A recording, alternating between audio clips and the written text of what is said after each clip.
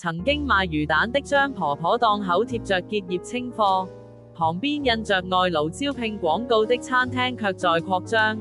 這幅畫面暗藏着香港經濟正在發生的慢性失血，外勞政策就像一台隱形的財富抽水機，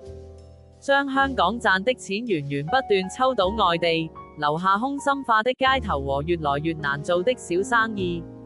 一錢包漏了底，每個外勞都是移動的匯款機。想像你請了個保姆，每月賺1萬元工資，卻只花2000元買米買菜，剩下8000元全部寄回老家。香港的外勞就是這樣的賺錢機器。2023年他們從香港匯走387億港元，相當於全港每人平均貢獻了5000元。這些錢沒有買樓市，沒有幫襯茶餐廳，而是通過銀行匯單飛到了菲律賓、印尼、泰國。深水埗開雜貨鋪的李叔最有感覺，以前本地員工放工會買汽水零食，現在外勞宿舍的人只買最便宜的麵條，我的生意額跌了2成。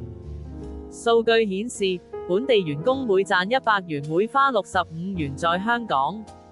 外勞卻只花20元，剩下的都變成了老家的房子、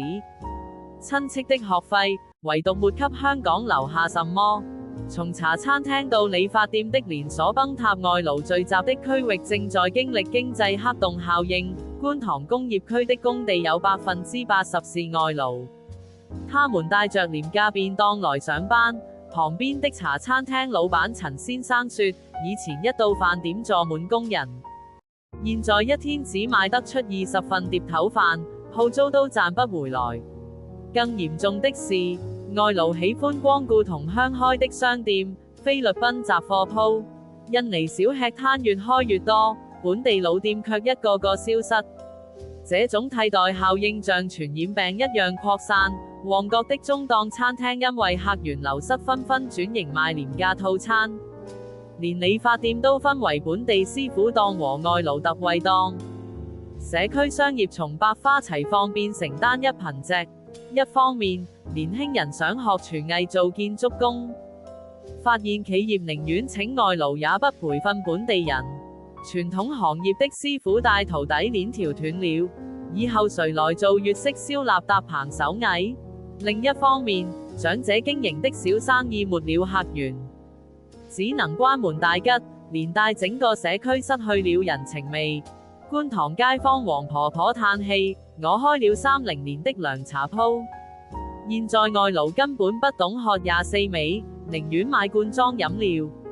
4國際對比照，新加坡向外勞徵收高額稅，每請一個外勞每月交幾千元。這些錢用來補貼本地企業，迪拜規定外勞必須把15%的工資存在當地銀行，防止錢全部流走。就連瑞士都限制外勞匯款比例，確保他們創造的財富留在本地。從街市到地產的蝴蝶效應，別以為這只是企業的事，每個香港人都在承擔後果。消費者買東西的選擇變少，中檔商鋪消失，只能去連鎖店捱貴價貨。打工仔，傳統行業沒發展，只能被迫擠進競爭激烈的高技術行業，基層就業機會萎縮。納稅人，政府收的稅不夠，可能要多交錢養老建醫院，因為外勞貢獻的稅收遠遠趕不上他們用的公共服務。最終的結果就像一盤多米諾骨牌，商鋪倒閉，街頭冷清，樓市下跌，稅基縮小，公共服務變差，每個人都會感受到生活質素下降。現在深水埗的街頭已經出現這種跡象，新開的店都是外勞用品專賣，本地老店的鐵閘拉下就再也沒打開。這樣的畫面如果蔓延到全港，香港還是我們熟悉的那個購物天堂嗎？當外勞變成賺錢工具而非社區一份子，香港的財富就像沙灘上的積水，日復一日地滲入地下，只留下乾涸的河床。每個在茶餐廳吃不到正宗港式奶茶的日子，